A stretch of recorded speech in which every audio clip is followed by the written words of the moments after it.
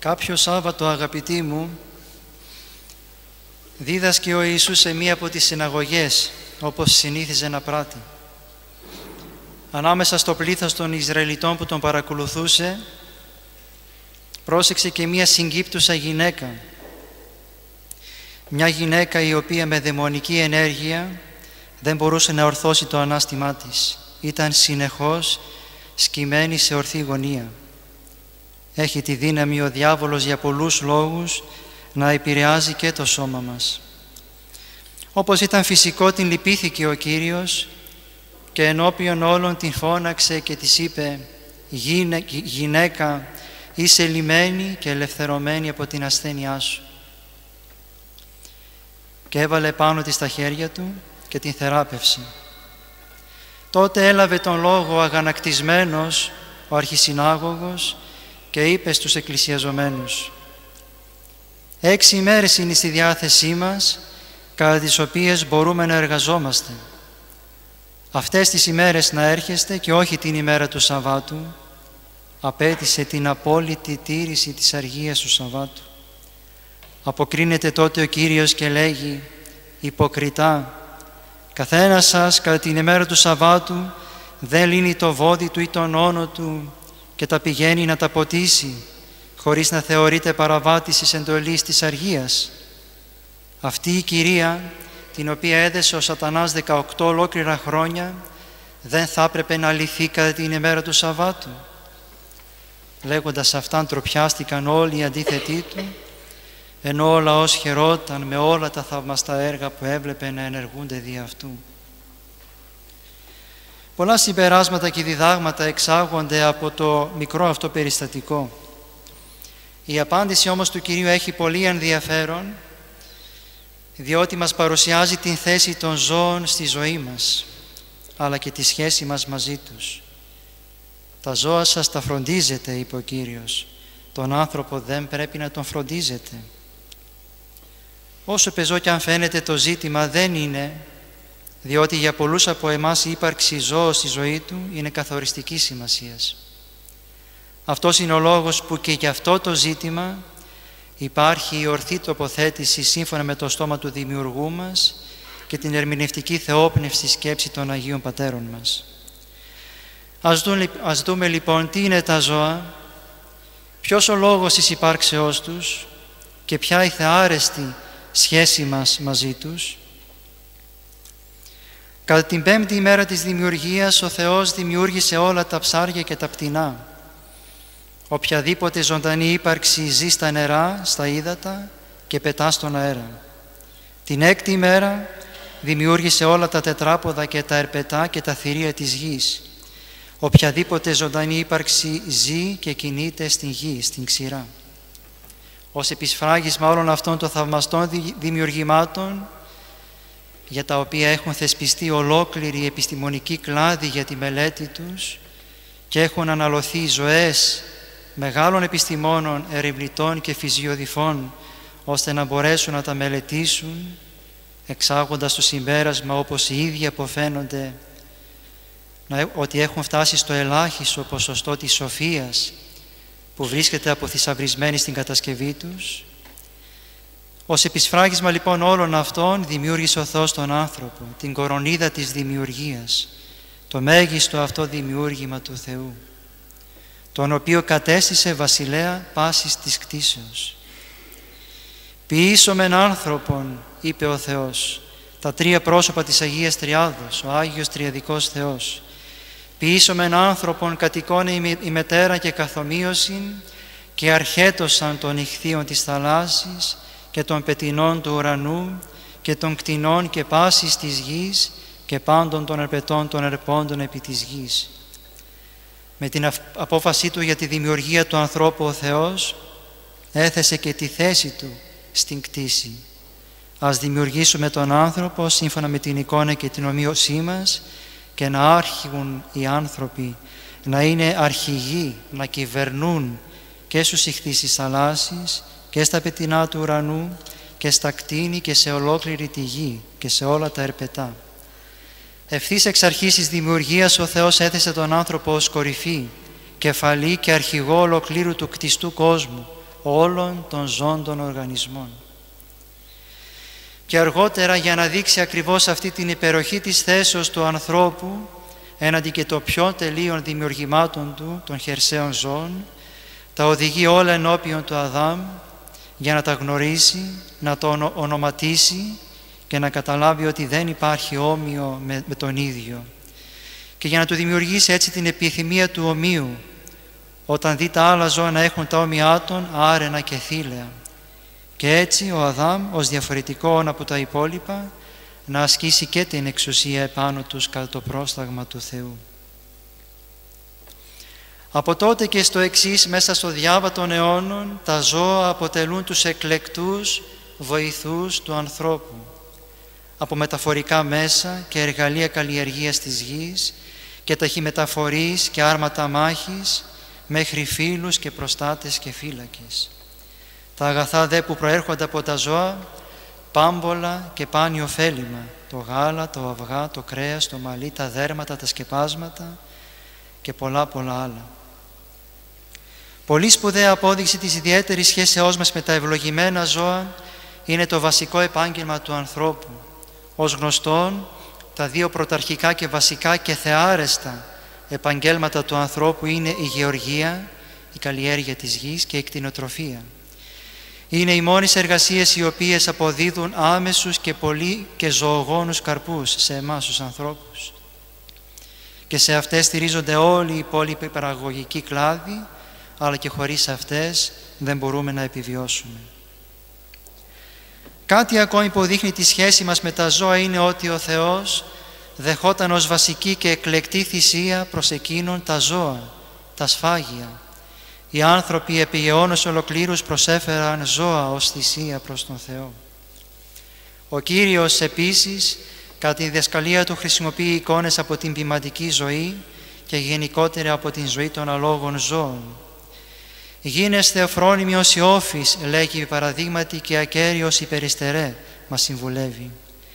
Αλλού μας λέγει «τι μην δοκεί», ρωτά θέλοντας να τονίσει τη φροντίδα του Θεού για εμάς και ιδιαίτερα για εμάς τους αμαρτωλούς.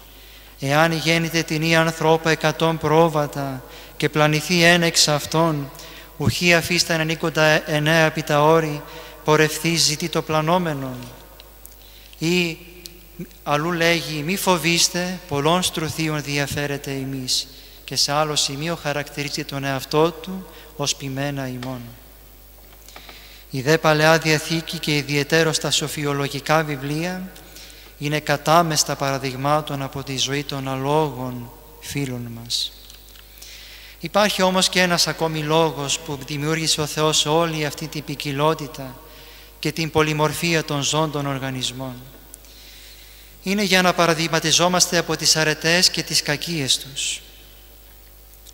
Ο Μέγας Φωστήρης της Εκκλησίας και της Οικουμένης ολοκλήρου, ο Μέγας Βασίλειος, ο οποίος καμία σχέση δεν έχει με τον ροδοκόκκινο και παχουλό Άγιο Βασίλη των ημερών ή τον Σάντα Κλάους της Δύσεως, ο Μέγας αυτός οικουμενικός διδάσκαλος της Καπαδοκίας, ο ακάματος εργάτης της αρετής και ασκητικότατος ποιμήν της Εκκλησίας του Χριστού, έχει εκφωνήσει 9 εκλεκτές ομιλίες στην εξαήμερο δημιουργία του κόσμου και του ανθρώπου. Περί του ανθρώπου αναφέρει μόνο λίγα προς το τέλος της 9ης ομιλίας και δεν συνέχισε ίσως λόγω του προώρου θανάτου του, κοιμήθηκε στα 49 του χρόνια. Οι 3 τελευταίες ομιλίες του αναφέρονται στην 5η και την 6η δημιουργική ημέρα, στη δημιουργία δηλαδή όλων των εμβίων όντων στη γη, στον αέρα και τη θάλασσα. Μέσα στις ομιλίες αυτές αναφέρει πάμπολα παραδείγματα από τη ζωή διαφόρων ζώων, τα οποία οφείλουν να μας παραδειγματίζουν στη ζωή μας. Τα παραδείγματά του είναι δεκάδες και αποδεικνύουν ακριβώς και την κοσμική σοφία του μεγάλου αυτού ανδρός. Γράφει επί παραδείγματι: «Ο κάβουρας επιθυμεί τη σάρκα του κονχυλιού, αλλά του είναι δύσκολο να το συλλάβει γιατί είναι οστρακόδερμο και δεν μπορεί ούτε να το σπάσει το όστρακο ούτε και να το ανοίξει. Εφαρμόζουν τέλεια τα έλυτρά του, έτσι λέγονται τα 2 όστρακα με τα οποία φυλάσσεται το κοχύλι». Τι κάνει λοιπόν? όταν δει να λιάζεται, έχοντας ανοιχτά τα έλυτρά του, τότε πηγαίνει κρυφά και βάζει μία πετρούλα ανάμεσά τους, εμποδίζοντας έτσι το εφαρμοστό κλείσιμό τους, και με την εξυπνάδα του αναπληρώνει τη δύναμη που του λείπει. Τέτοια είναι και η κακία αυτών που δεν μιλούν ούτε λαλούν, συνεχίζει ο Ιερός Πατήρ. Θέλω όμως να ζηλεύεις μόνο την ευρεσιτεχνία και τη μεθοδικότητα των γαβουριών, χωρίς να βλάπτεις τον πλησίον σου. Τέτοιος είναι αυτός που πηγαίνει προς τον αδελφό του με δόλο και επιτίθεται στους πλησίον, όταν βρίσκονται σε ευπαθή ώρα και εκμεταλλεύεται τις συμφορές των άλλων για να πλουτίσει. Μη μιμήσε τους αξιοκατακρίτους, να αρκείσαι στα δικά σου. Πτωχία με πραγματική αυτάρκεια είναι για τους σόφρονες προτιμωτέρα πάσης απολαύσεως, καταλήγει ο Ιερός Πατήρ. Κατά τον ίδιο τρόπο αναφέρει την δολιότητα του χταποδιού, την υπερηφάνεια του αλέκτορος, την φιλαρέσκεια του παγωνιού, την εργατικότητα και την συνεργατικότητα του μυρμηγκιού και της μελισσης, την φροντίδα και ευγνωμοσύνη των πελαργών. Γι' αυτό και η ανταπόδοση των ευεργεσιών λέγεται στην αρχαία γλώσσα και αντιπελάργωση, την επινοητικότητα και ανδρεία των χελιδονιών, την συζυγική πιστότητα της τριγώνος, την μισοτεκνία των αετών, την ακλόνητη δύναμη του βοδιού, την οκνηρία του όνου, τη θερμότητα και γενναιότητα του ύπου, την αγριότητα του λύκου και ούτω καθεξής. Όλα αυτά, μας λέγει ο Φωστήρ της Κεσαρίας, ο Μέγας Βασίλειος, δόθηκαν από τον Δημιουργό Θεό για τη δική μας βοήθεια, ψυχική και σωματική, για το δικό μας παραδειγματισμό. Δόθηκαν όλα στην υπηρεσία μας, ώστε να διορθώνουμε τα λάθη μας, να εξοραίζουμε και ανανεώνουμε τη ζωή μας και να πλησιάζουμε τον Θεό. Επειδή όμως με την πτώση μας επήλθε και η λανθασμένη τοποθέτησή μας στην κτήση, ευθύς εξ αρχής παρατηρήθηκε το απέσιο φαινόμενο, ο άνθρωπος, ο βασιλιάς της κτήσεως, επειδή έβλεπε σπουδαίες δυνατότητες στα ζώα, ανώτερες από τις δικές του, να αρχίσει να αποδίδει θείες ιδιότητες στα κατώτερά του όντα. Άρχισε έτσι να λατρεύει ως θεούς το βόδι, τη γάτα, τον αετό, το λιοντάρι. Προσκυνούσε την κτήση παρά τον κτήσαντα. Αφού αποστάτησε του Θεού, άρχισε να εφευρίσκει τρόπους αναπληρώσεως του Θεού στη ζωή του. Σπέβδει όμως ο Θεός και καταγράφει ως δευτέρα εντολή του προς τους ανθρώπους την εξής: δεν θα κατασκευάσεις είδωλο ή ομοίωμα παντός κτίσματος, ούτε θα τα προσκυνήσεις και λατρεύσεις ως θεούς. Και κατά αυτόν τον τρόπο διαχωρίζει τη θέση του ξανά μεταξύ ανθρώπου και ζώου. Το ζώο είναι ο βοηθός και όχι Θεός, υπηρέτης του ανθρώπου και ο άνθρωπος φροντιστής του ζώου.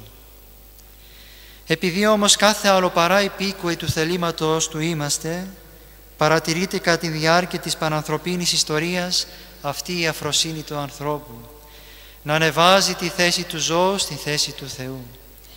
Αυτός ο παραλογισμός, όπως είπαμε, αποτελεί καρπό της αποστασίας μας από τον Θεό, όπως επίσης και η εχθρική στάση των ζώων, αλλά και ολοκλήρου της κτήσεως είναι καρπός της αποστασίας μας από τον Θεό.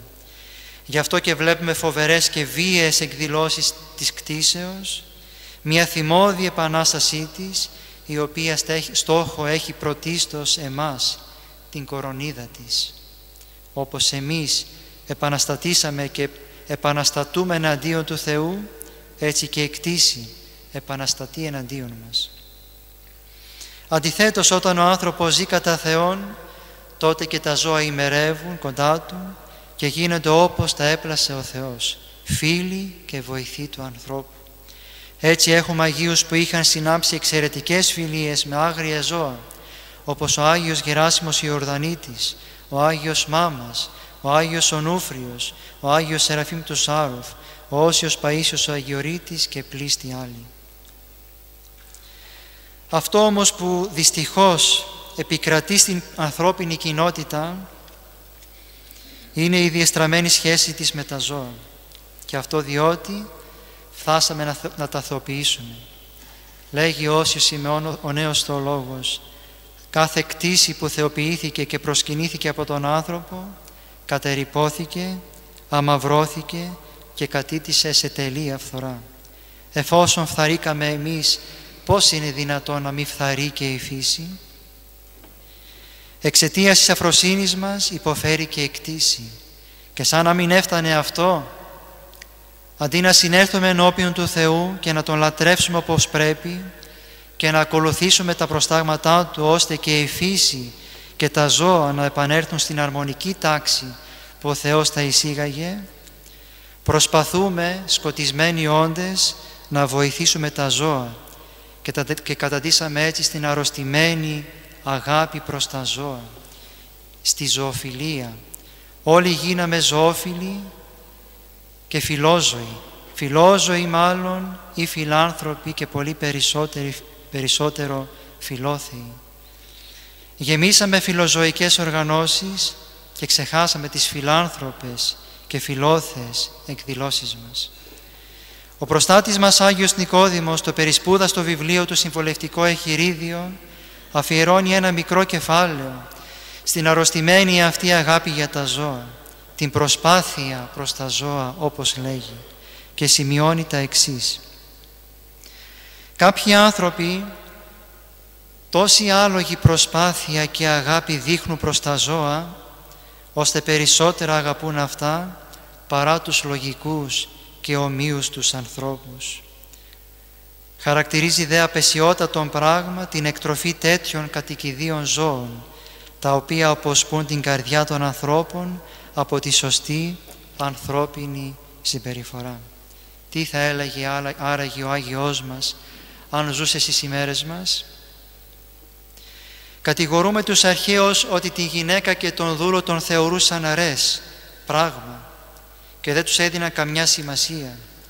Εμείς οι σύγχρονοι πολιτισμένοι τι κάνουμε? Εάν διώξεις ένα σκυλί από το σπίτι σου ή το κτυπήσεις γιατί κινδυνεύεις, είσαι ένοχος και δέχεσαι αυστηροτάτη χρηματική ποινή.